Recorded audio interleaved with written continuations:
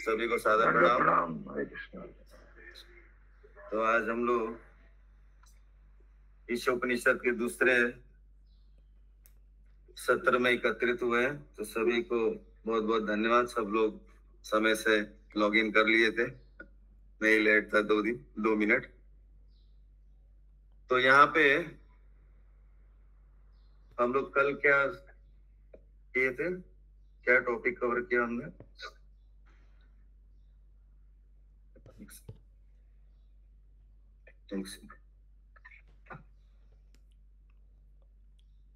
वेदों के बारे में।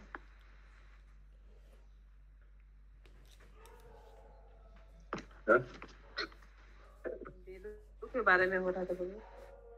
चलो एक क्वेश्चन आंसर सेशन हो जाए क्या पहले ही ताकि पता चले क्या हुआ था, हम लोग थे कि नहीं क्लास में, है ना? क्या क्या कवर किया गया था शुरुआत में?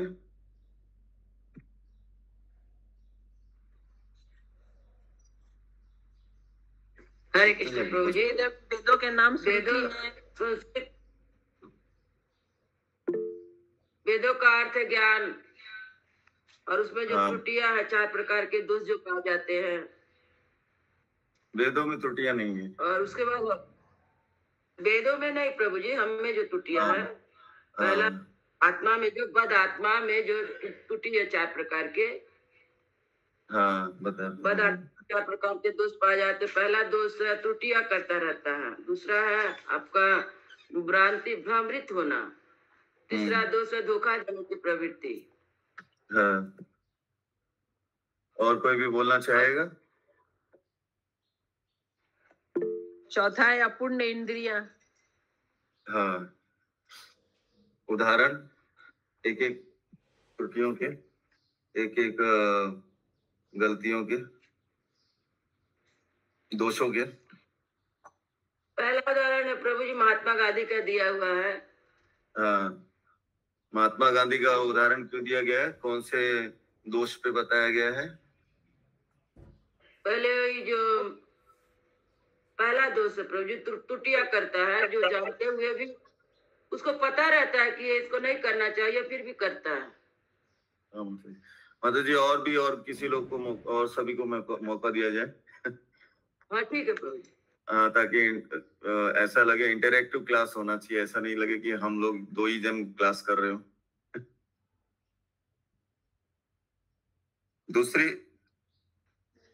दूसरा दोष क्या है? हरे कृष्ण प्रभु जी। हाँ बोलिए माता जी, बोलिए। दूसरा दोष है भ्रमित होना, यानी जो चीज नहीं है उसे ही हमें स्वीकार कर लेते हैं। हाँ, माया में फंसकर प्रभु जी। क्या उदाहरण दिया गया है उसका भ्रमित होने का? प्रत्येक व्यक्ति शरीर को अपना मान बैठता है, जबकि हम शरीर नहीं है, हम आत्मा हैं। हाँ, सो मान बैठते हैं। और कोई तीसरा दोष? प्रभु धोखा देना। हाँ, धोखा देना। कैसे धोखा देते हैं हम लोग? झूठ बोल करके। हम बुद्धिमान हैं और दूसरे ज्यादा बुद्धिमान सोच के।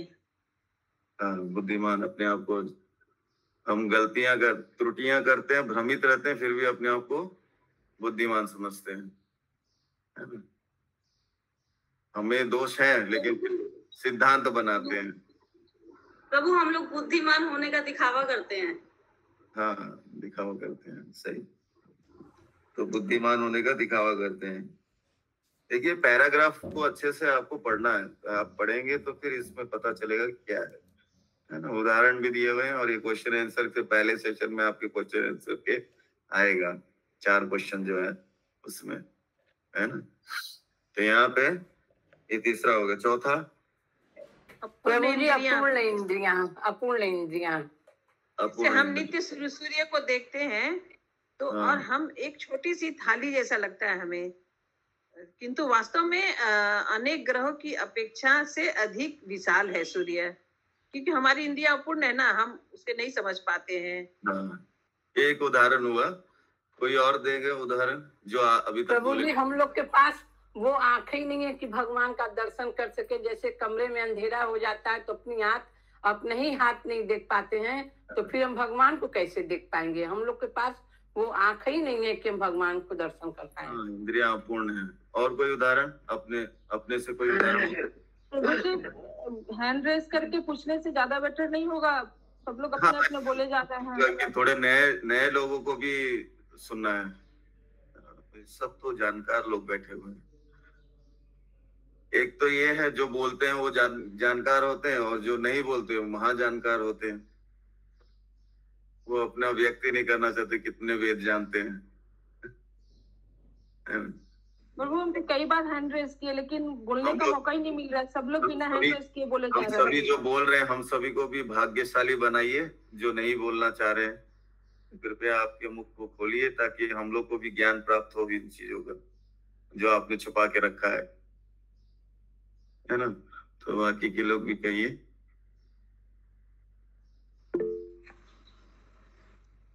ये अपूर्ण इंद्रियों के ऊपर बताइए, और दूसरा कोई एग्जाम्पल अपने मन से। भक्ति शास्त्र में तो क्वेश्चन आएगा जो अपने मन से लिखना होगा, खुद से बनाने भी आना चाहिए।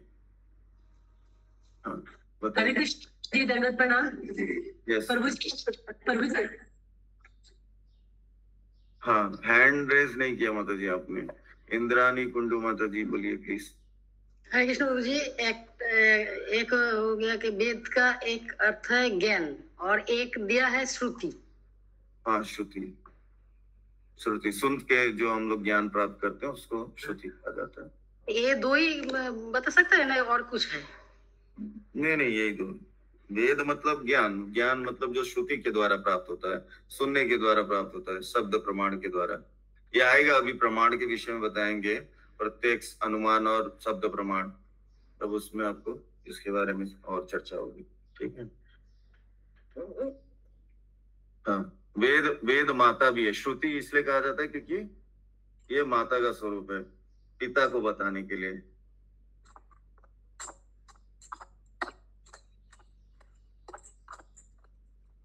वेद अपौरुषेय है। वेद के विषय में बहुत सारे पॉइंट है। वेद अपौरुषेय है, वेद परिवर्तन नहीं होता है, वेद का वाक्य।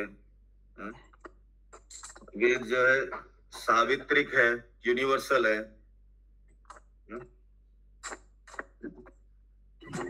एक स्वयं में सिद्ध है। और वेद श्रुति है।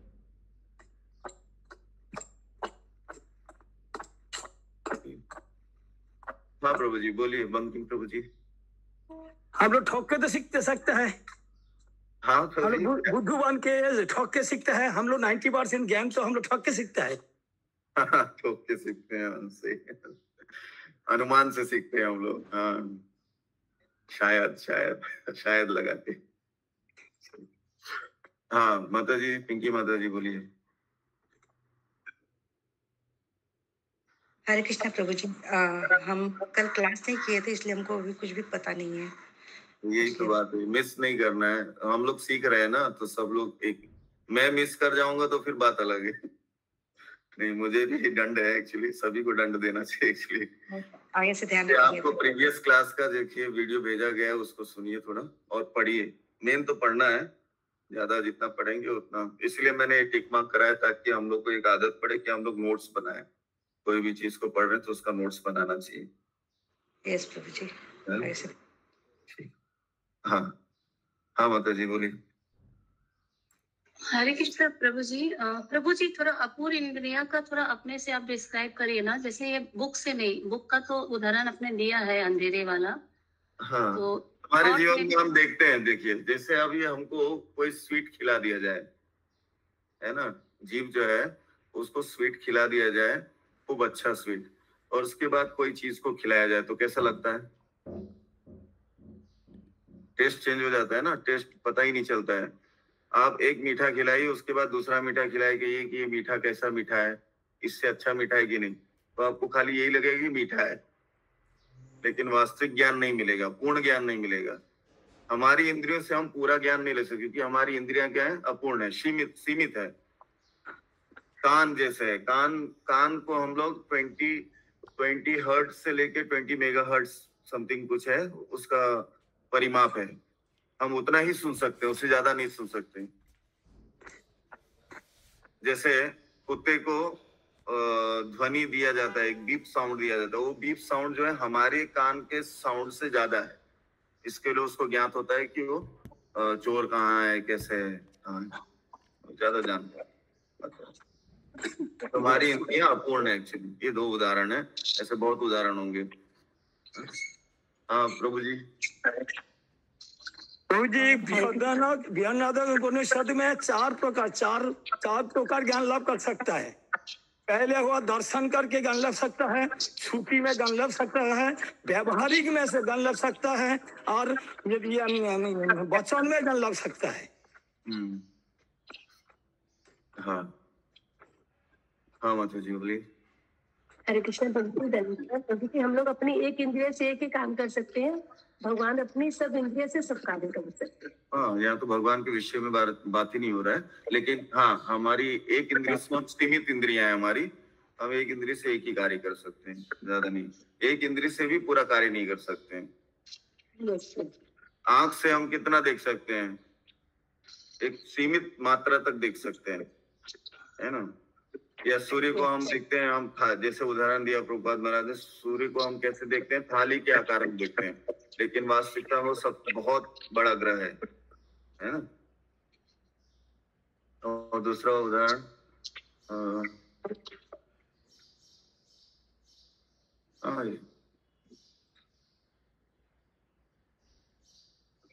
ठीक है, इंद्रियों का हो गया, समझ में आया ना। इंद्रियां अपूर्ण है हमारी, तो हम उससे सीमित ज्ञान ही ले सकते हैं। और क्या था प्रभु? प्रमाण। हाँ प्रमाण, तो अभी आगे पढ़ेंगे पहले, तो फिर हाँ बोलिए। हाँ जी प्रभु जी, ईशोपनिषद का अर्थ क्या होता है प्रभु जी? कौन पूछ रहा है? आप पूछ रहे हैं? आप क्लास में नहीं थे कल लगता है। नहीं प्रभु जी, नहीं थी, इसलिए मैं खुद से पढ़ी हूँ, इसीलिए बता रही हूँ, पूछ रही हूँ।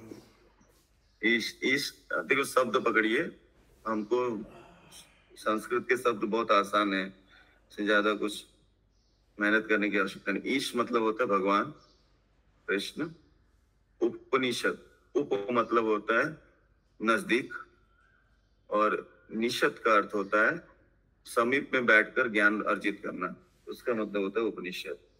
तो गुरु के समीप बैठकर भगवान के विषय में या भगवान के बारे में जानना, नजदीक बैठ के, उसको उपनिषद कहा जाता है।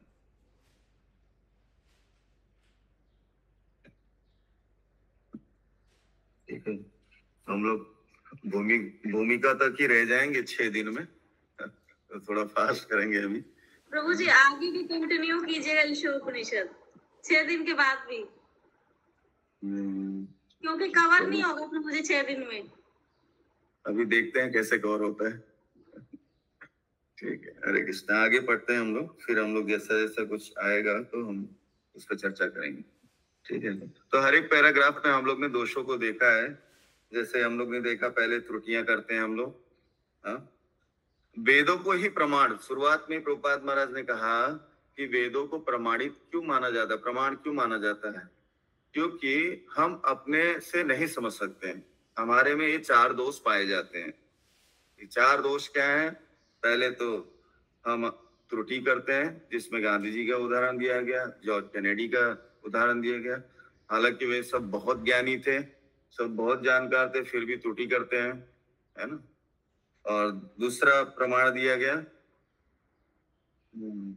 दोष बताया गया, भ्रमित होते हैं हम अपने आप को स्व मान बैठते हैं, शरीर को ही स्व मान बैठते हैं।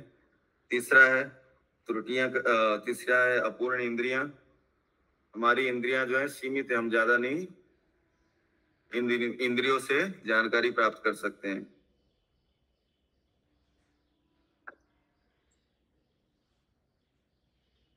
धोखा देना, सॉरी, तीसरा है धोखा देना, जिसमें हम क्या करते हैं, हम वैसे पहले भ्रमित हैं और त्रुटियां कर रहे हैं और अपने आप को सोचते हैं कि हम बहुत जानकार हैं, बुद्धिमान हैं, और हम क्या करते हैं, सिद्धांत बनाते हैं। जैसे थियरी होती है, थियरी कैसे ज्यादातर साइंटिस्ट लोग के विषय में चर्चा आती है, वो क्या करते हैं, उनका एक फिलॉसफी है कि जो चीज हमको पसंद है वो क्या है, सिद्धांत है, और जो सत्य हमें पसंद नहीं है वो क्या है, थियरी है।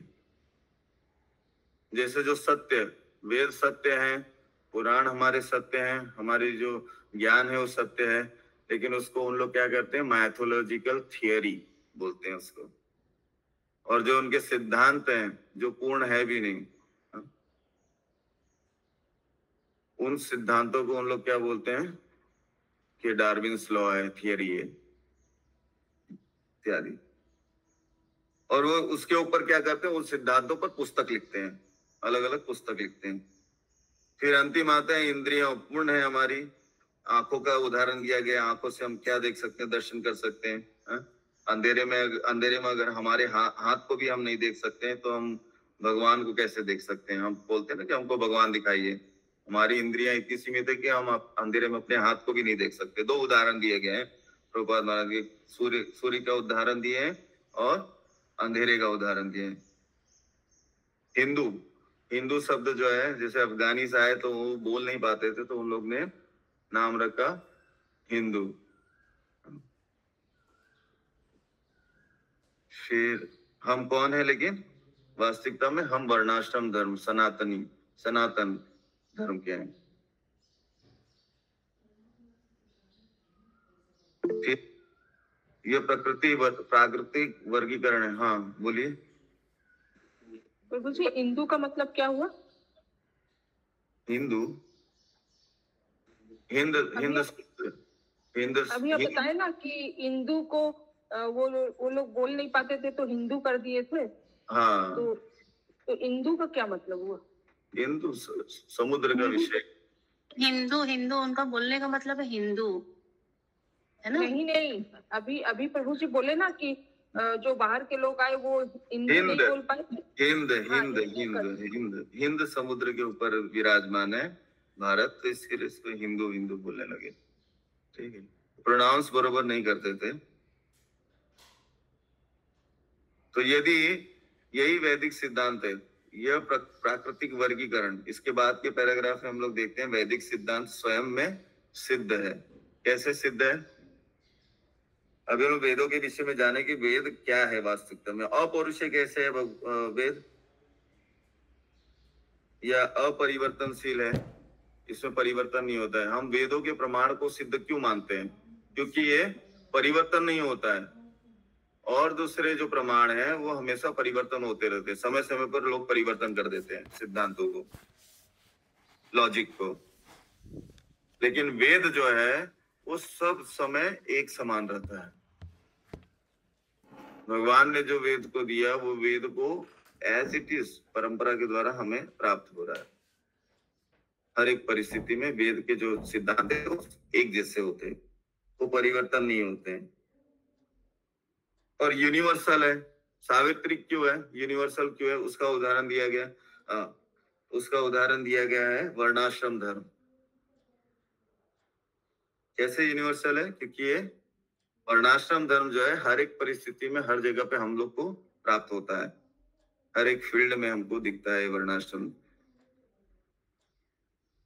फिर इसके बाद में है ये स्वयं में सिद्ध है। क्यों स्वयं में सिद्ध है वेद? तो गोबर का उदाहरण दिया गया है, तो गोबर का सिद्धांत दिया गया है, और शंख का उदाहरण दिया गया था।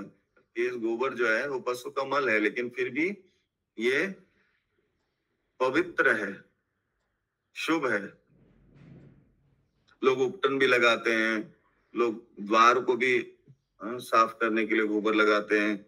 और फिर उदाहरण दिया प्रभुपाद महाराज ने आगे बढ़ते हुए कि वैज्ञानिक जो कोलकाता के प्रमुख वैज्ञानिक हैं, उन्होंने इस पर रिसर्च किया, और रिसर्च करके उन्होंने प्राप्त किया कि इसमें एंटीसेप्टिक गुण है। गोबर का उपयोग देखते हैं हम लोग पंचगव्य बनाने में भी उपयोग में लाते हैं, है ना, भगवान की सेवा में। पंचगव्य में, जिसका बहुत लाभ है शरीर में। ठीक है, ये हो गया। और श्रुति है, वेद श्रुति है, माता का उदाहरण दिया गया है कि जैसे पिता को अगर जानना है तो माता से हम प्रश्न करते हैं, है ना, और माता ही अच्छी तरीके से बता सकती है पिता कौन है। ठीक है, ये हो गया। ठीक है, अभी आगे का हम लोग पढ़ेंगे। यस प्रभु जी। प्रभु जी, एक चीज बोलना है, जो दत्तात्रेय अवतार भगवान और दत्तात्रेय अवधूत जो 24 गुरु लिया था, जो 24 गुरु का माध्यम में तो ज्ञान लाभ किया था। हाँ, बुद्धि के माध्यम, उनको ज्ञान प्राप्त करने के लिए इन 24 गुरुओं की भी आवश्यकता नहीं थी प्रभु जी, क्योंकि वे स्वयं भगवान है। लेकिन उन्होंने प्रमाणित किया लोगों को कि ज्ञान अर्जित कैसे किया जाए। तो 24 जो थे उनके माध्यम से उन्होंने वो ज्ञान दिया हमको। हाँ, वो तो भगवान ही था ना। हाँ, वो तो भगवान ही था। हाँ, तो हमको ज्ञान देने, हम उस 11वें स्कंद के 7वें, 8वें, 9वें ये जो उद्धव गीता है उसके अंदर भगवान स्वयं जो है ये उपदेश दे रहे हैं अवधूत के माध्यम से। यदु जो वंशज महाराज यदु को ये उपदेश दे रहे हैं कि वे खुश कैसे हैं, प्रसन्न कैसे हैं। उनके पास कुछ भी नहीं है फिर भी प्रसन्न है। ये टॉपिक अलग है एक्चुअली, यहाँ पे इसका वर्णन करना जरूरी नहीं है, बहुत बेहद टॉपिक है ये। तो प्रसन्न क्यों है उसके विषय में बताने के लिए उन्होंने उदाहरण दिया कि मैं अपनी स्वयं की बुद्धि से इन सब से ज्ञान जो मैंने अर्जित किया वो ज्ञान के माध्यम से मैं प्रसन्न हूँ। तो उसके बाद में प्रभुपाद महाराज के शिष्य और स्वयं जो व्याख्याएं आती हैं उन अध्यायों में भगवान बताते हैं कि किस तरीके से हमको कैसे रहना चाहिए। अजगर के विषय में 24 जो गुरु हैं जिनको उन्होंने बनाया, हालांकि उनसे शिक्षा प्राप्त नहीं किया था उन्होंने, उनसे दीक्षा लेके शिक्षा नहीं प्राप्त की थी, उनके एक गुण को लेकर उन्होंने अपने जीवन प्रैक्टिकल। हरे कृष्णा। हरे कृष्णा। तो हाँ, आगे का विषय शुरू करते हैं। तो 15 मिनट में और क्लास ठीक है। हरे कृष्णा। कौन पढ़ेगा आगे? हम लोग ने कहा हरे कृष्णा प्रभु जी, मैं पढ़ रही हूँ। हाँ, वेदों को माना जाता है और ब्रह्मा जी पैराग्राफ क्योंकि बहुत लोग पैराग्राफ 1 है ना प्रभु जी, 8वां आज से शुरू होगा। कल नहीं थे, कृपया अपने पैराग्राफ का नंबरिंग कर लीजिए।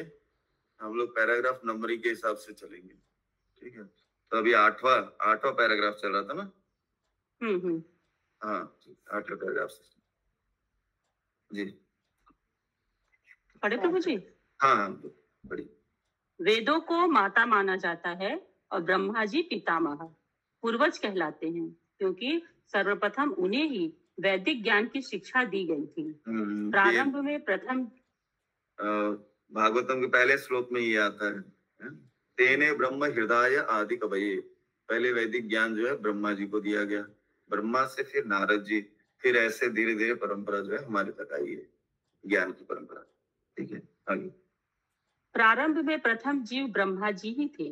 उन्होंने यह वैदिक ज्ञान प्राप्त किया और इसे नारद तथा अन्य शिष्यों और पुत्रों को प्रदान किया, जिन्होंने इसे पुनः अपने अपने शिष्यों में वितरित किया। इस प्रकार वैदिक ज्ञान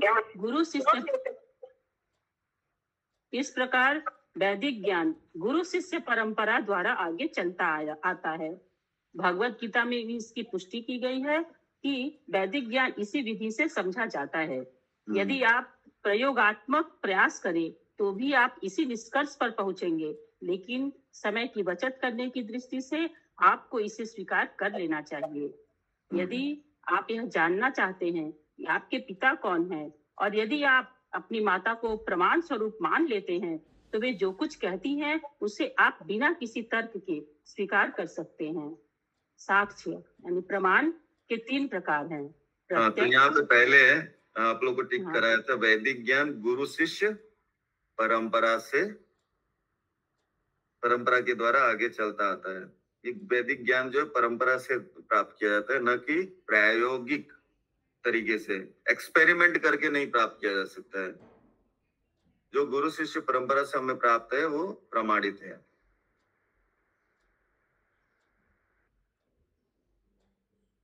हाँ, ये साक्ष्य है, प्रमाण है। और प्रमाण के विषय में बताया जाएगा कि 3 प्रकार के प्रमाण होते हैं, उनके विषय में चर्चा होगी। तो बहुत इंपॉर्टेंट है आप लोग प्रत्यक्ष, अनुमान तथा शब्द।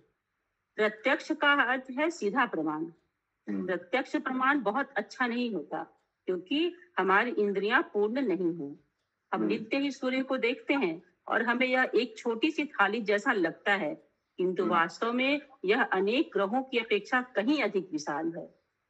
तो ऐसा देखना किस काम का? अतएव हमें पुस्तकें पढ़नी होंगी, तब हम सूर्य के विषय में समझ सकते हैं। अतः प्रत्यक्ष अनुभव पूर्ण नहीं होता। तब आता है अनुमान। ग्रंथों को हम यहाँ पे प्रभुपाद महाराज एक तरह से बता रहे हैं कि हमको पुस्तकें पढ़नी होगी। पुस्तकें जो है वे शब्द प्रमाण के आधार है ना। हम लोग जो आचार्य लोग ने लिखा है ये शब्दों को हम प्रमाण मानते हैं आगे जाके, है ना। अभी एक भौतिक उदाहरण देखा जाए, जैसे एक बार ऐसा हुआ कि एक व्यक्ति जो है, दो व्यक्ति को देखते हैं, एक स्त्री और एक था कोई साथ में, उसको देखते हैं। दूर से देखते हैं तो उनको ऐसा लगता है कि बॉयफ्रेंड और गर्लफ्रेंड है, लेकिन जब नजदीक जाके देखते हैं तो दोनों भी गर्ल्स रहते हैं क्योंकि वो बाल काटे हुए थे तो ऐसा लग रहा था लड़का है। तो हम प्रत्यक्ष देख रहे हैं, फिर भी हमसे क्या हो जाता है, हम सही चीजें नहीं जान पाते हैं। ये भौतिक उदाहरण मैंने ऐसे दिया है। ज्यादातर हम लोग देखते हैं तो हमको ऐसा प्रतीत होता है, लेकिन वास्तविकता में वो होता नहीं है। यहाँ पे लेकिन प्रभुपाद महाराज ने बहुत सुंदर उदाहरण दिया है। सूर्य जो है थाली के सदृश दिखता है, लेकिन वास्तविकता में अगर उसको जानना है तो हमें क्या करना होगा, उसका अध्ययन करना होगा पुस्तकों के माध्यम से। हाँ, पूछिए। हरे कृष्णा प्रभु जी, जैसे एक तो ये भी एग्जाम्पल हो सकता है क्या, एक बार कहीं सुने थे लेक्चर में कि कहीं 2 हस्बैंड वाइफ का झगड़े की आवाज आ रही थी, तो कुछ आवाज आ रही थी तो जो नेबर थे उन लोगों ने लगा कि दोनों का झगड़ा हो रहा है। फिर उसके बाद जब उन लोग बाद में जब उनसे मिले, जब पता चला कि उन लोग कोई ड्रामा का रिहर्सल कर रहे थे। ऐसा, ये भी प्रमाण ले सकते हैं। दूसरा एक प्रमाण आता है, जैसे बहुत तेज बम की आवाज आती है, हाँ, और जैसे हम खिड़की खोलते हैं, बाहर देखते हैं तो देखते हैं कि एक व्यक्ति जो है वो बाइक लेके जा रहा है, उसके टायर फट गया है। हमको ऐसा प्रतीत होता है कि ये बम फूटा है, लेकिन देखते हैं जाके जब तो दिखता है कि वो गाड़ी लेके जा रहा है। बोलिए। हाँ माता जी, आगे पढ़िए। अतः प्रत्यक्ष अनुभव पूर्ण नहीं होता। तब आता है अनुमान, अनुमानित ज्ञान, जिसकी कल्पना है। यह ऐसा हो सकता है। दूसरा प्रमाण है, प्रत्यक्ष हो गया, अब अनुमान प्रमाण के विषय में बता रहे हैं। उदाहरणार्थ, डार्विन का सिद्धांत बताता है कि यह ऐसा हो सकता है, यह वैसा हो सकता है, लेकिन यह कोई विज्ञान नहीं है, यह एक सुझाव है और यह पूर्ण भी नहीं है। किंतु यदि आप प्रामाणिक स्रोतों से ज्ञान प्राप्त करते हैं तो वह पूर्ण है। यदि आपको हो सकता है, डार्विन्स का एक सिद्धांत यहाँ पे बताया जाता है, मैंने सुना है एक लेक्चर में, तो बताते हैं कि डार्विन्स जो है उसका सिद्धांत कैसा है, ख्याली सिद्धांत है। इवोल्यूशन जैसे अभी एक कोई बॉक्स रखा हुआ है, अगर उसको इवॉल्व होने के लिए समय दिया जाए, अगर उसको हिंदी में एक शब्द आता है, क्या कहते हैं उसको, उत्क्रांत होने के लिए उसको अगर समय दिया जाए तो वो चीज जो है वो बदल के कुछ और बन जाएगी। अब एक बॉक्स रखा है, बॉक्स को अगर उत्क्रांत होने के लिए समय दिया जाए तो वो मनुष्य बन जाएगा। ये तो ख्याल ही हुआ। बॉक्स कैसे मनुष्य बन सकता है? नहीं बन सकता है। तो ऐसे ही सिद्धांत बनाते हैं इन लोग अनुमान से। मेरे ख्याल से वेद जो है ऐसा शब्द उपयोग नहीं करता कि मेरे ख्याल से, नहीं, यही है। भगवान कौन है? ईश्वर परम कृष्ण सच्चिदानंद विग्रह अनादिरादिर गोविंद सर्व कारण कारण। ब्रह्मा जी शायद वर्ड यूज नहीं करते, शायद से ईश्वर परम कृष्ण सच्चिदानंद ऐसा नहीं कहते। ये वेद प्रमाण है। अनुमान नहीं लगाते हैं, अनुमान से नहीं भगवान को जाना जा सकता। ठीक, आगे। लेकिन यह कोई विज्ञान नहीं है, यह एक सुझाव है और यह पूर्ण भी नहीं है। किंतु यदि आप प्रामाणिक स्रोतों से ज्ञान प्राप्त करते हैं तो वह पूर्ण है। यदि आपको रेडियो स्टेशन के अधिकारियों से कोई कार्यक्रम निर्देशिका प्राप्त हो तो आप उसे स्वीकार कर लेते हैं। शब्द प्रमाण है, ये शब्द प्रमाण है। हम रेडियो से सुनते हैं, अभी तो रेडियो नहीं है, रेडियो से पहले सुनते थे तो लोग क्या मानते थे? हाँ ये सही है। अनाउंसमेंट होता था ना, जैसे विश्व युद्ध चल रहा था तो उसमें रेडियो से जब अनाउंसमेंट होता था तो उस अनाउंसमेंट को मानते थे लोग। जैसे कोविड में भी रेडियो पे आया था और शब्द प्रमाण को हम लोग मान रहे थे ना कि हाँ इसके ये उपाय कीजिए तो इससे बचे रहेंगे। तो प्रमाणित जानते हैं शब्द के द्वारा। हाँ माता जी पूछिए, क्या बोले? हाँ, हरे कृष्ण प्रभु जी, हम लोग शब्द के द्वारा प्रभु जी ज्ञान कैसे प्राप्त कर सकते हैं? हाँ, शब्द के द्वारा ही तो, इसलिए तो प्रभुपाद महाराज उदाहरण देते हैं, जैसे रेडियो स्टेशन से हम लोग कोई चीज सुनते हैं उसको प्रमाणित मानते हैं, क्योंकि अथॉरिटी सोर्स से आया हुआ है। प्रमाणिक स्रोत से आया हुआ कोई ज्ञान है उसको प्रमाण मानते हैं हम। ऐसे कोई भी आके अगर कुछ कह देगा तो थोड़ी ना मानते हैं। देखिए प्रमाणिक स्रोत क्या है? रेडियो स्टेशन प्रमाणिक स्रोत है, इसलिए उस जगह से आया हुआ जो ज्ञान होगा हम उसको प्रमाण मानते हैं। विश्व युद्ध में सारे जो अप्लायंसेस हैं जैसे मोबाइल वगैरह वगैरह उस सब चीजों को बंद कर दिया जाता है। तो प्रमाण रूप में क्या माना जाता है? जो रेडियो फ्रिक्वेंसी होती है उसको प्रमाण माना जाता है, कि जो अनाउंसमेंट होगा तो उसको प्रमाणित माना जाता है कि हाँ अभी लाइट बंद कर देना है, नहीं तो जो दुश्मन है उनको पता चल जाएगा कि यहाँ पे लोग रहते हैं तो वहां पे बम प्लांट कर सकते हैं, तो उसको प्रमाणिक स्रोत मानते हैं। ठीक है, समझ में आया? ये क्लियर है? ठीक है, आगे पढ़िए माता जी।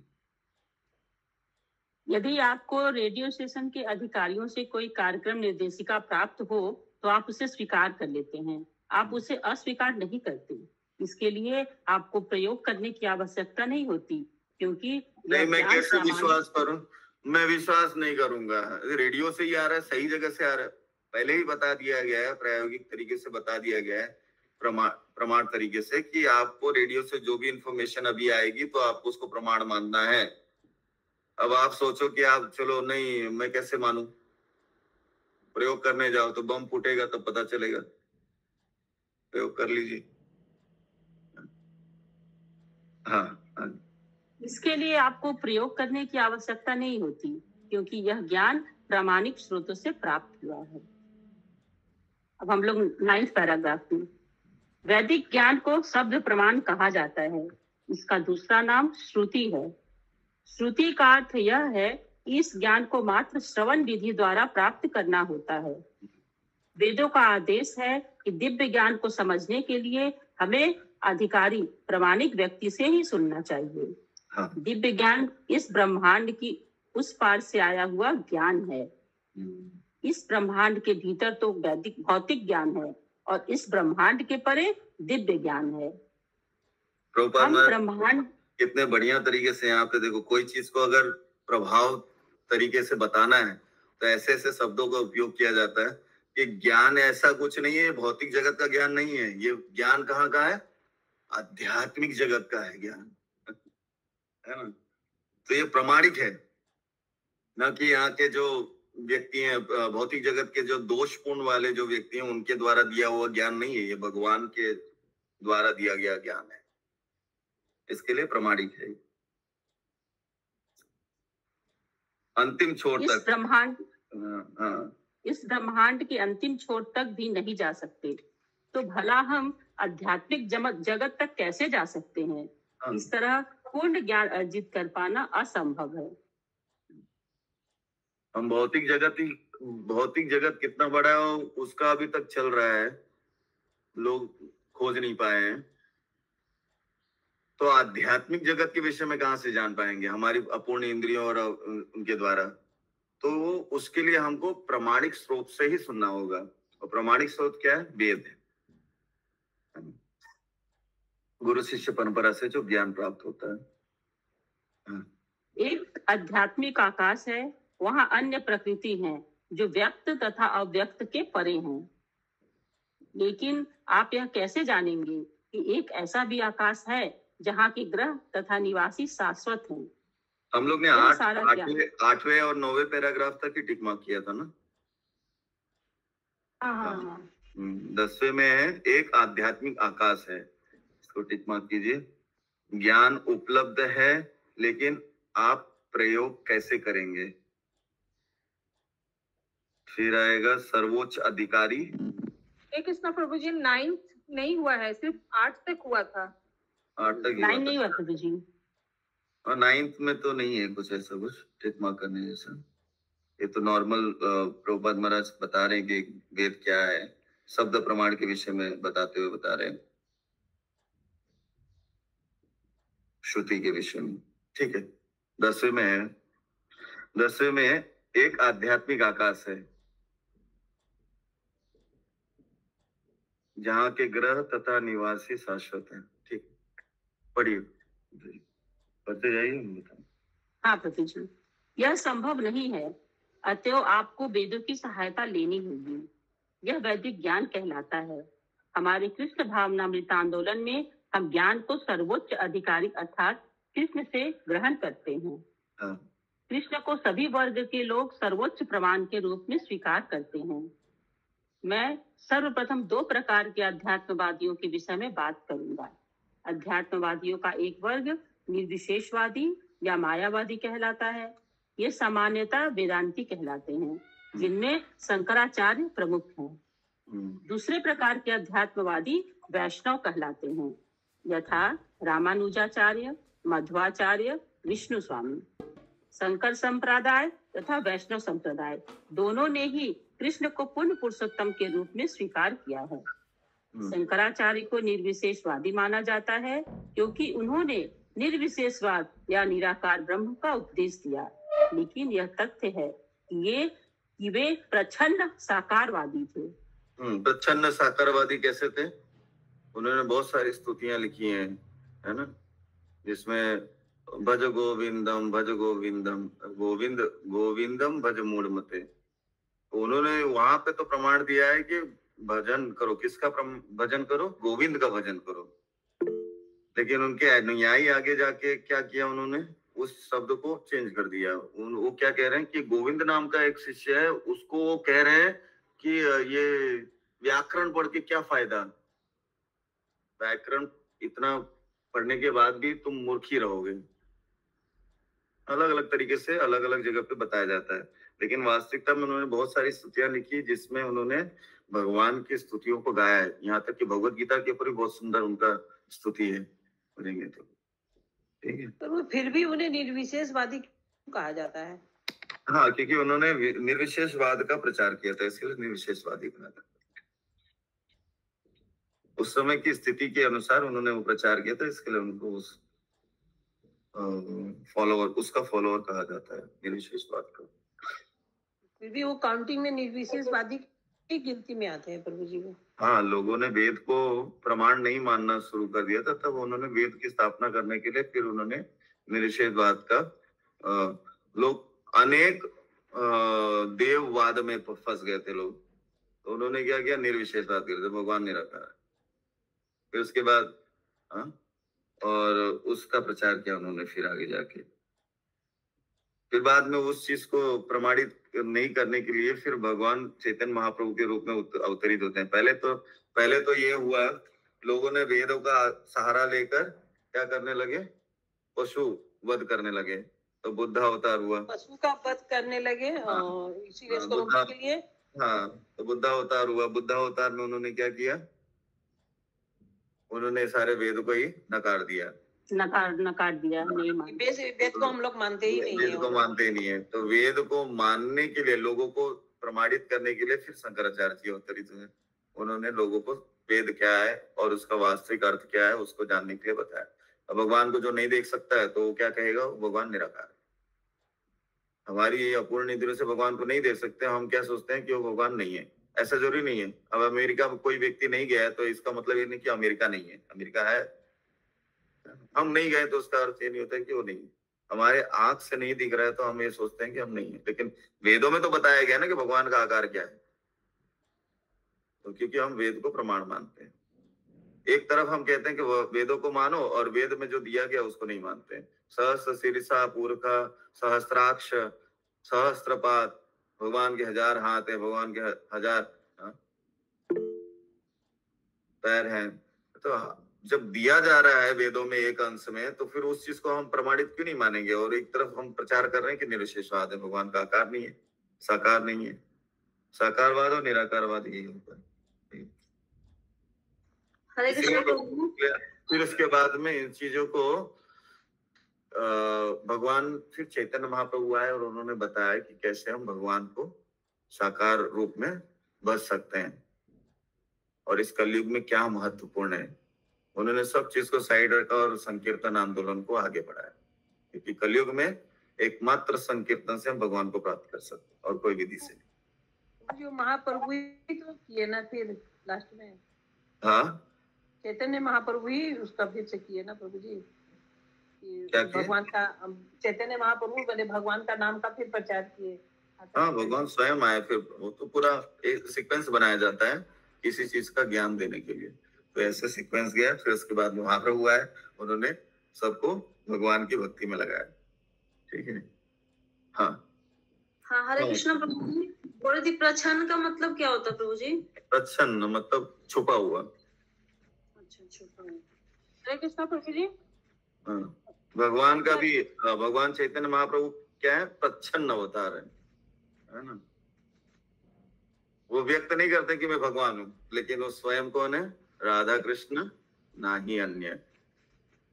वैसे तो यहाँ पे वो प्रच्छन्न रूप से, वैसे तो साकारवादी थे, लेकिन उन्होंने जो फिलॉसफी दी वो निराकारवादी या मायावाद फिलॉसफी को ज्यादा प्रमाणित। इसीलिए तो जब वहां गए प्रकाशानंद सरस्वती के सभा में महाप्रभु जब गए तो उन्होंने देखा कि ये तो सन्यासी होकर और नाच गा रहा है, ये तो सिद्धांत पढ़ता नहीं है। तो महाप्रभु ने कहा कि मेरे गुरु ने मुझे जाना कि मैं महामूर्ख हूँ, इसलिए उन्होंने कहा कि तुम महामंत्र करो और नाचो गाओ, तुम्हारा और कोई सिद्धांत पढ़ने की जरूरत नहीं है। ठीक है, आगे बढ़िए माता जी। कृष्ण प्रभु जी। यस प्रभु जी, ये जो शंकराचार्य थे वो वेद को एस्टेब्लिश किए, तो वेद में तो भगवान का वर्णन है ना, तो फिर निर्विशेष कैसे हो गए? तो यही तो बता रहे हैं ना कि उन्होंने वेद को रखा सामने, लेकिन वेद में जो दिया हुआ है उन चीजों को कई जगह पे प्रमाणित नहीं माना। इसलिए तो महाप्रभु कहते हैं कि मायावादी भाष्य सुनिले हइले सर्वनाश। मायावादियों का भाष्य इसलिए नहीं सुनना चाहिए। क्यों नहीं सुनना चाहिए? क्योंकि जो वेद में दिया उसको नहीं बता के अपने मन को ऊपर रख के वो बताते हैं। तो जब वेद में दिया गया है, एक अंश में लिखा हुआ है कि भगवान साकार रूप में है, तो उनको निराकार बताने का ये तो एक तरह के हम क्या कर रहे हैं, बहुत बड़ा अपराध है। भगवान को निराकार बताना एक अपराध है। तो ऐसे अपराधियों का सुनने से क्या होगा, हम भी अपराधी बनेंगे। इसलिए महाप्रभु ने दूर रहने के लिए कहा है। शंकराचार्य तो इसी कैटेगरी में आते हैं। नहीं, शंकराचार्य जी उस कैटेगरी में नहीं आते, उनकी फिलॉसफी इस कैटेगरी में आती है। क्योंकि उन्होंने बताया ना, प्रच्छन्न अवतार थे। वैसे नहीं मान सकते ऐसा नहीं, भगवान निराकार भी हो साकार भी। अभी आएगा इसमें, इस उपनिषद में बताया जाएगा कैसे निराकार है भगवान और कैसे साकार है, इसके विषय में आएगा। निराकार शब्द नहीं है, भगवान के लिए जो निराकार शब्द उपयोग किया जाता है वो भी गलत नहीं है और साकार शब्द भी गलत नहीं है, तो दोनों भी है। तो कैसे है उसको हम ईशोपनिषद से जानेंगे आज। ठीक है। हाँ। उन्होंने भगवत गीता पर अपने भाष्य में लिखा है, पूर्ण पुरुषोत्तम भगवान नारायण इस दृश्य जगत से परे हैं, और आगे फिर भी वे इसकी पुष्टि करते हैं। वे पूर्ण पुरुषोत्तम भगवान नारायण स्वयं कृष्ण हैं। वे देवकी तथा वसुदेव के पुत्र रूप में अवतरित हुए हैं। उन्होंने उनके माता पिता के नामों का विशेष रूप से उल्लेख किया है। अतः सभी आध्यात्मवादी कृष्ण को पूर्ण पुरुषोत्तम भगवान के रूप में स्वीकार करते हैं। इस विषय में कोई संदेह नहीं है। कृष्ण भावनामृत हमारे ज्ञान का स्रोत प्रत्यक्षतः भगवत गीता है, जो सीधे कृष्ण से आई है। हमने भगवत गीता यथारूप प्रकाशित की है, क्योंकि हमने कृष्ण जिस रूप में बोलते हैं उसी रूप में उन्हें बिना अपनी किसी व्याख्या के स्वीकार किया है। यही वैदिक ज्ञान है। क्योंकि वैदिक ज्ञान शुद्ध है, अतएव हम इसे स्वीकार करते हैं। कृष्ण जो भी कहते हैं हम स्वीकार करते हैं। यही कृष्ण भावनामृत है। इससे समय की काफी बचत होती है। यदि आप सही प्रमाण या ज्ञान स्रोत को स्वीकार करते हैं तो आपके समय की काफी बचत होती है। उदाहरणार्थ, अगर हम विपरीत रूप में जाएंगे और ज्ञान खोजने की कोशिश करेंगे तो हमारा क्या होगा, समय वेस्ट होगा। वेस्ट नहीं करना है समय, हमारे पास इतना समय नहीं है। तो हमें जो प्रमाण दिया हुआ है उसको पढ़िए, उसको समझिए, एज इट इज उसमें जाएंगे बस ऐसे। उदाहरणार्थ, भौतिक जगत में ज्ञान की दो पद्धतियां हैं, निगमनिक और निगमनिक तथा आगमनिक। निगमनिक विधि में आप स्वीकार करते हैं। उदाहरण के लिए बताया जाता है कि भौतिक जगत में जो ज्ञान प्राप्त किया जाता है उसकी दो पद्धतियां हैं, है ना? क्या है दो पद्धति? आगमनिक और निगमनिक। आपका 5वां क्वेश्चन का आंसर है ये, लिख कर दिया। ठीक है। उदाहरणार्थ भौतिक जगत, हाँ पढ़िए मत। उदाहरणार्थ भौतिक जगत में ज्ञान की दो पद्धतियां हैं, निगमनिक तथा आगमनिक। निगमनिक विधि में आप स्वीकार करते हैं कि मनुष्य मर्त्य है। आपके पिता कहते हैं कि मनुष्य मर्त्य प्राणी है। आपकी बहन कहती है मनुष्य मर्त्य प्राणी है। हर कोई कहता है कि मनुष्य मर्त्य प्राणी है, लेकिन आप कोई प्रयोग नहीं करते। आप इसे तथ्य रूप में स्वीकार कर लेते हैं कि मनुष्य मर्त्य है। तो यदि आप यह ज्ञात करने के लिए शोध करना चाहें कि क्या मनुष्य मर्त्य है, तो आपको हर मनुष्य का अध्ययन करना होगा, और तब आप यह सोच सकते हैं कि हो सकता है कि कोई ऐसा मनुष्य हो जो न मरे, लेकिन आपने उसे अभी तक देखा न हो। इस तरह आपका शोध कार्य कभी समाप्त नहीं होगा। संस्कृत में यह विधि आरोह अर्थात ऊपर जाने की विधि कहलाती है। यदि आप अपनी अपूर्ण इंद्रियों के द्वारा अपने किसी निजी प्रयास से ज्ञान प्राप्त करना चाहते हैं तो आपको कभी भी सही निष्कर्ष तक नहीं पहुंचेंगे। ऐसा संभव नहीं है।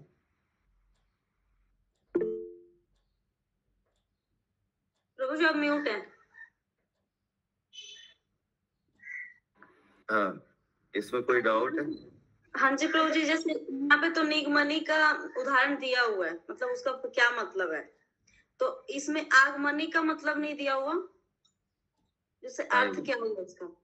इसका विपरीत, जैसे निगमनिक विधि से आप स्वीकार करते हैं मनुष्य मरते हैं।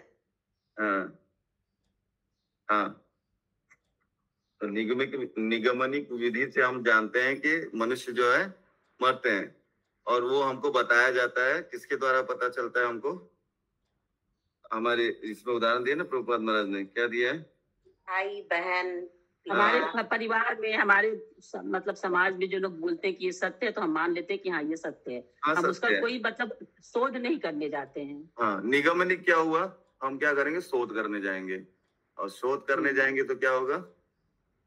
सॉरी, आगमनिक में क्या करेंगे? हम शोध करने, अवरोह विधि से हम शोध करने जाएंगे।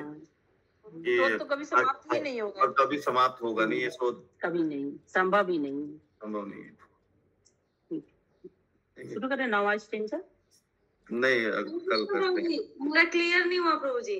जैसे निगमनिक तो बोले शोध करना है, ठीक है, मनुष्य नहीं, निगमनिक शोध करना नहीं है, स्वीकार करना है, और आगमनिक जो है वो शोध करना है।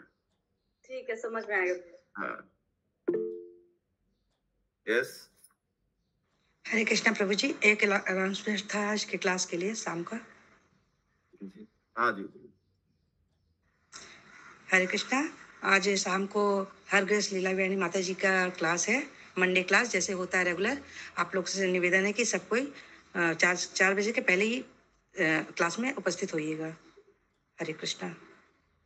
ओके माता जी, जरूर आएंगे। ठीक है, तो आज का क्लास यहाँ तक ही। आज भी पूरा नहीं कर पाए हैं भूमिका। भूमिका तो कवर नहीं बाकी है। हाँ 2 मिनट बाकी है 7 बजने में। 2 मिनट। अच्छा प्रभु जी हम लोग कर सकते हैं, 10 मिनट और पढ़ सकते हैं। हाँ प्रभु जी, भूमिका कवर नहीं तो होगा ही नहीं, बहुत है अभी। आपको अगर आपको प्रभु कोई प्रॉब्लम ना हो तो प्रभु जी को अपना देख लीजिए प्रभु, कोई प्रॉब्लम ना हो तो ये समझ में आया ना टॉपिक, इतना जो कवर हुआ ये टॉपिक समझ में आ रहा है। हाँ प्रभु जी इतना बहुत अच्छे से समझ में आया। तो ये उदाहरण जो दिया गया आगमनिक और निगमनिक, इसको आरोह और अवरोह विधि भी कहा जाता है। तो आगमनिक जो है उसके विषय में आपको पता है कि जो शोध करके करते हैं उसको क्या कहा जाता है दूसरे शब्द में? आगमनिक को अवरोह, अवरोह। और आरोह क्या है? स्वीकार करना, स्वीकार करना। निगमनिक। हाँ। इसके बाद के पैराग्राफ में ब्रह्म संहिता से प्रमाण दिया जाएगा कि भगवान कौन है। कौन सा 10वां है ना, 11वां है। 10 से लेके 12 जो है उसमें बताया जाएगा इस पैराग्राफ में कि दिव्य ज्ञान क्या है, दिव्य ज्ञान के विषय में बताया जाए और कृष्ण के द्वारा ये ज्ञान प्राप्त किया जाता है उसके विषय में बताया जाएगा। 10 से लेके 12 के विषय में क्या है ये वैदिक ज्ञान, उसके विषय में चर्चा होगी। 10 का तो हम लोग ने पढ़ लिया, अभी 11 है। 11 और 12 प्रभु जी पढ़ ले, फिर 13, 14 कल करके फिर वो चैप्टर शुरू कर सकते हैं। यस यस यस ठीक। अरे हाँ ब्रह्म संहिता में एक कथन है, आप ऐसे वायुयान पर सवार हो जाइए जो मन की गति से उड़ रहा हो। हमारे भौतिक वायुयान 2000 मील प्रति घंटे की गति से उड़ सकते हैं, लेकिन मन की क्या गति होती है। आप अपने घर में बैठे बैठे भारत के विषय में सोचे, जो मान लीजिए 10,000 मील दूर है, तो तुरंत ही यह आपके घर में पहुंच जाता है। आपका मन वहां पहुंच गया है। मन का वेग इतना तेज है, अतएव यह कहा गया है, यदि आप लाखों वर्षों तक इस गति से यात्रा करें तो भी आप पाएंगे कि आध्यात्मिक आकाश असीम है, उस तक पहुंच पाना भी संभव नहीं है। अतएव वैदिक आदेश यह है कि मनुष्य को प्रामाणिक आध्यात्मिक गुरु के पास अनिवार्यतः जाना ही चाहिए। यहाँ पर अनिवार्य शब्द, बोलिए, यहाँ पर अनिवार्य शब्द का प्रयोग किया गया है। और आध्यात्मिक गुरु की योग्यता क्या होनी चाहिए? उसने वैदिक संदेश को सही स्रोत से और सही ढंग से सुना होना चाहिए, उसे ब्रह्म में दृढ़ता से स्थापित होना चाहिए। यही 2 गुण है, अन्यथा यह प्रामाणिक नहीं है। हाँ ये इम्पोर्टेंट है। जैसे मनुष्य को प्रामाणिक आध्यात्मिक गुरु के पास जाकर अनिवार्यतः जाना ही चाहिए। अनिवार्य क्यों जाना चाहिए? गुरु के पास जाके ही हम प्रामाणिक रूप से इसको जान सकते हैं ज्ञान को। नहीं तो हम मन से अगर सोचने जाएंगे तो कितना साल बताया है प्रभुपाद महाराज ने? 10,000 दूर, लाखों मील दूर जाने के बाद में कहीं जाके तब पता चलेगा। तो इतना टाइम तो नहीं है ना हमारे पास, तो हमको क्या करना होगा? प्रामाणिक स्रोत जो है उनके माध्यम से जानने का प्रयास है। और प्रामाणिक स्रोत कौन है? गुरु है। गुरु, प्रामाणिक गुरु। मनुष्य को प्रामाणिक आध्यात्मिक गुरु के पास अनिवार्यता जाना चाहिए। तो क्यों जाना चाहिए? क्योंकि आध्यात्मिक गुरु की, और आध्यात्मिक गुरु कौन है, उसकी योग्यता क्या है? ऐसे किसी भी सड़क चलते हुए व्यक्ति को थोड़ी ना बोल सकते हैं हम गुरु, बोल सकते हैं? नहीं। तो उसकी अनिवार्यता और उनका गुरु कौन है, योग्यता क्या है, उसके विषय में यहाँ पे 2 प्रमाण दिए गए। वैदिक संदेश को सही स्रोत से और सही ढंग से सुना होना चाहिए और ब्रह्म में दृढ़ता से स्थापित होना चाहिए। ये 2 गुण होने चाहिए। वैदिक स्रोतों को जो है, वैदिक संदेशों को जो है वो सही ढंग से सुना होना चाहिए। ऐसा नहीं हो, क्या बोलते हैं उसको, मतलब कहीं से भी सुन के हमको प्रमाण दे दिया, ऐसा नहीं। अलग अलग दुकानों से लिया हुआ सामान हाँ। जैसा नहीं लिया जाता है, एक सही स्रोत से वो सुना होना चाहिए, गुरु परंपरा से वो ज्ञान आना चाहिए, है ना। और आगे दूसरा क्या बताते हैं, दृढ़ता से होना चाहिए, ब्रह्म में, भगवान में उसको पूर्ण निष्ठा होनी चाहिए, दृढ़ विश्वास होना चाहिए, अन्यथा वो प्रमाणिक नहीं है। ठीक है, ये भी क्वेश्चन आंसर में आएगा। ठीक है, 12 नंबर स्टैंजा। यह कृष्ण भावनामृत आंदोलन वैदिक सिद्धांतों के द्वारा पूर्णतः प्रमाणित है। भगवत गीता में कृष्ण कहते हैं, वैदिक शोध का वास्तविक उद्देश्य कृष्ण की खोज करना है। वैदिक शोध का वास्तविक उद्देश्य क्या है? वेद क्यों पढ़ते हैं, उसका वास्तविक उद्देश्य क्या है? कृष्ण की खोज करना। कृष्ण की ब्रह्म संहिता में भी कहा गया है, कृष्ण अर्थात गोविंद के अनगिनत रूप हैं, लेकिन वे सब एक हैं। वे हमारे रूप जैसे नहीं हैं, जो विनाशशील है। उनका स्वरूप अच्युत है, मेरे स्वरूप का प्रारंभ है, लेकिन उनके स्वरूप का कोई आदि नहीं होता। वह अनंत है और उनका रूप, उनके अनेक रूप भी अनंत हैं। मेरा रूप तो यहाँ बैठा है, वह मेरे घर में नहीं है। आप वहाँ बैठे हैं और अपने घर में नहीं हैं। लेकिन कृष्ण एक ही समय में प्रत्येक स्थान पर हो सकते हैं। वे गोलोक वृंदावन में बैठे रह सकते हैं और उसी समय वे सर्वत्र उपस्थित रह सकते हैं, अर्थात वे सर्वव्यापी हैं। वे आदि सबसे प्राचीन है, लेकिन आप जब भी कृष्ण के चित्र को देखते हैं तो वे 15-20 वर्ष के तरुण दिखते हैं। आप कभी भी उन्हें वृद्ध नहीं पाएंगे। आपने भगवत गीता में सारथी रूप में कृष्ण का चित्र देखा है। उस समय वे 100 वर्ष से कम आयु के नहीं थे। उनके प्रपौत्र थे, लेकिन तब भी वे किशोर जैसे लगते थे। कृष्ण अर्थात ईश्वर कभी बूढ़े नहीं होते, यह उनकी परम शक्ति है। और यदि आप वैदिक साहित्य का अध्ययन करके कृष्ण की खोज करना चाहते हैं तो आप भ्रमित हो जाएंगे। ऐसा करना संभव हो सकता है, लेकिन है अत्यंत कठिन। लेकिन आप उनके भक्त से उनके विषय में आसानी से जान सकते हैं। उनका भक्त उन्हें आपको दे सकता है। ये रहे वे, उन्हें स्वीकार करो। यह है कृष्ण के भक्तों की शक्ति। हरे कृष्ण। यहाँ पे यदि आप वैदिक साहित्य का अध्ययन करके कृष्ण की खोज करना चाहते हैं तो आप भ्रमित हो जाएंगे। इसका अर्थ क्या हुआ?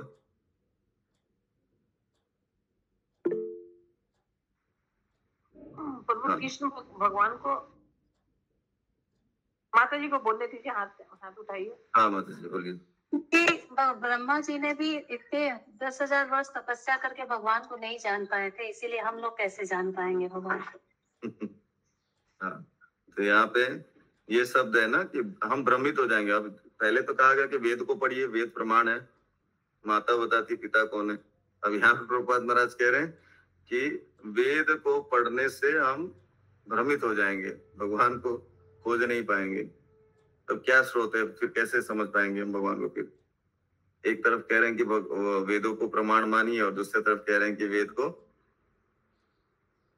अगर हम अध्ययन करके कृष्ण की खोज करना चाहते हैं तो आप भ्रमित हो जाएंगे।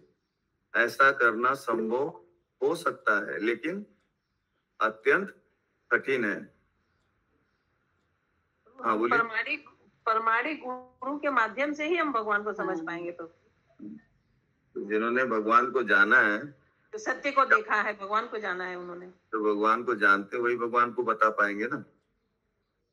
तो लेकिन आप उनके भक्त से उनके विषय में आसानी से जान सकते हैं। उनका भक्त उन्हें आपको दे सकता है। तो गुरु क्या करते हैं? भगवान को देते हैं। गुरु में क्षमता होती है, इसलिए हम लोग गुरुअष्टक पढ़ते हैं ना सुबह, वंदे गुरु श्री चरण अरविंद। तो ये पूरा 8 जो है, ये जो पैराग्राफ है, ये 8 श्लोकों वाला पैराग्राफ है। गुरु के विषय में बताया जा रहा है। प्रमाणिक स्रोत क्या है? गुरु है। तो गुरु से हम ज्ञान को जानना, या भक्तों से हम भगवान को जान सकते हैं। भक्ता माम अभिजानाति, भगवान के भक्तों के द्वारा ही जाने जाते हैं। हाँ बोलिए माता जी। कृष्ण प्रभु, वैदिक स्रोत से भटकने का मतलब हो गया ना कि वहाँ कर्म कांड के विषय में है, इसलिए बोल रहे हैं। हाँ, ये भी हो सकता है, लेकिन ये भी है। दूसरा ये है कि वेदों को हम अपने बुद्धि से नहीं समझ सकते ना, हमको तो किसी ना किसी को गुरु तो बनाना पड़ेगा। हम वेद पढ़ने जाएंगे, वेद का अथाह है, बहुत बड़ा समुद्र है, उसको समझना बहुत मुश्किल है, अंत तक नहीं पहुंच सकते हैं। लेकिन वेदों को अच्छी तरीके से, वेदों का शोध, पहले प्रभुपाद महाराज ने कहा वैदिक शोध का वास्तविक उद्देश्य क्या है? भगवान को जानना, कृष्ण की खोज करना। और कृष्ण की खोज कैसे कर सकते हैं?